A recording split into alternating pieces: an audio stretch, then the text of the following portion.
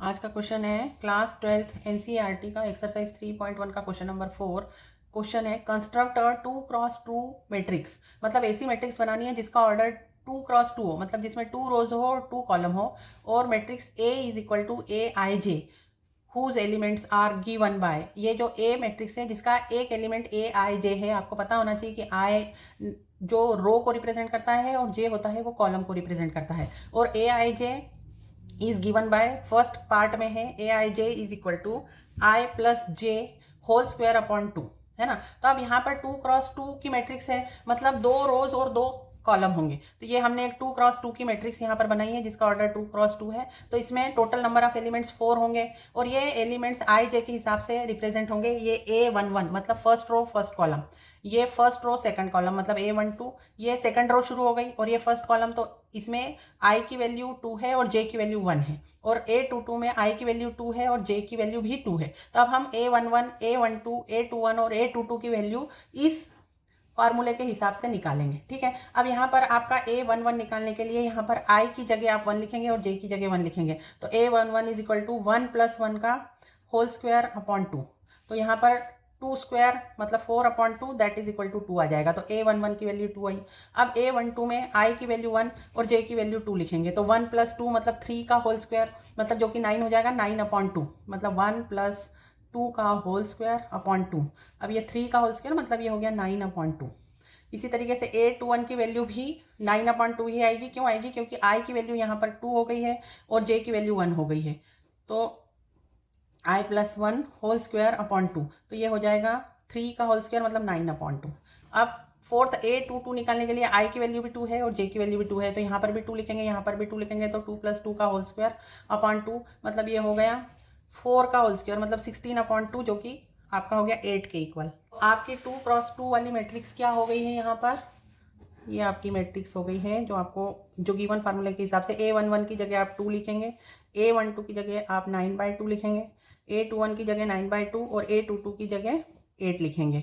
तो ये आपकी 2x2 की मैट्रिक्स हो गई है। अब इसी क्वेश्चन में सेकंड पार्ट में इन्होंने दिया है कि AIJ की वैल्यू है I/J। तो यहाँ पर भी सेम 2x2 की मैट्रिक्स ही आपको बनानी है। तो आपको 2x2 की मैट्रिक्स में 4 एलिमेंट निकालने हैं, A11, A12, A21 and A22। वो अब हम इस फार्मूले के हिसाब से निकालेंगे। तो A11 की वैल्यू हो जाएगी I की वैल्यू 1 और J की वैल्यू 1, 1/1 तो 1 हो गई, है ना। अब यहाँ पर I की वैल्यू 1, A12 के लिए I की वैल्यू 1 और J की वैल्यू 2, तो ये हो जाएगी 1/2, क्योंकि I/J फार्मूला लगेगा।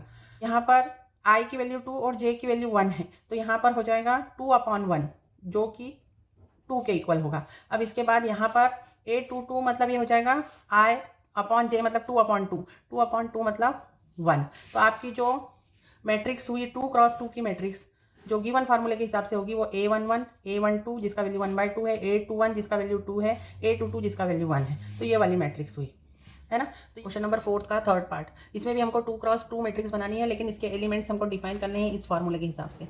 AIJ is equal to I plus 2J whole square upon 2। तो A11 और A12 इन दो एलिमेंट्स में I की वैल्यू सेम होगी 1 और J की वैल्यू डिफरेंट होगी। A11 में J की वैल्यू 1 होगी, A12 में J की वैल्यू 2 होगी। तो हम यहाँ पर देख लेते हैं, I की वैल्यू 1 रखेंगे तो ये हो जाएगा 1 प्लस J की वैल्यू आपने 1 रखी तो 2 इंटू 1 मतलब 2, इसका होल स्क्वायर अपॉन 2, जो कि हो जाएगा 3 का होल स्क्वायर मतलब 9/2, ठीक है। A12 में क्या हो जाएगा, I की वैल्यू 1, J की वैल्यू 2, 2 इंटू 2 मतलब 4 का होल स्क्वायर अपॉन 2 मतलब ये 25/2 आ जाएगा, ठीक है। A21 में आप क्या करेंगे, I की वैल्यू 2 हो गई और J की वैल्यू 1 हो गई, तो ये हो जाएगा 2 प्लस 2, क्योंकि J की वैल्यू 1 है तो 2 इंटू 1 2 होल स्क्वायर अपॉन 2 मतलब ये हो गया आपका। इसको सॉल्व करना 8 आएगा इसका आंसर। A22 मतलब I और J दोनों की वैल्यू 2 हो गई, तो ये हो जाएगा 2 प्लस 4 का होल स्क्वायर अपॉन 2 मतलब 6 इंटू 6/2, जो कि आपका इक्वल हो गया। यहाँ पे से ये कैंसिल हो जाएगा, 3 आ जाएगा, 6 3 18। तो आपके ये जो 4 एलिमेंट्स आए ये आप यहाँ पर सेट कर देंगे एक मैट्रिक्स में 2x2 की, जिसके एलिमेंट्स हो जाएंगे A11 9/2, A12 25/2, A21 8 और A22 18, ठीक है। तो इस तरह से आपकी 2x2 मैट्रिक्स बन गई है ना। तो अब आपके हमने क्वेश्चन नंबर 4 के तीनों पार्ट कर दिए हैं। अगर आपको हमारे वीडियोस हेल्पफुल लग रहे हो तो प्लीज़ इन्हें लाइक करें, अपने फ्रेंड्स के साथ शेयर करें और चैनल को सब्सक्राइब कर हमारा सपोर्ट करें। Thank you for watching the video.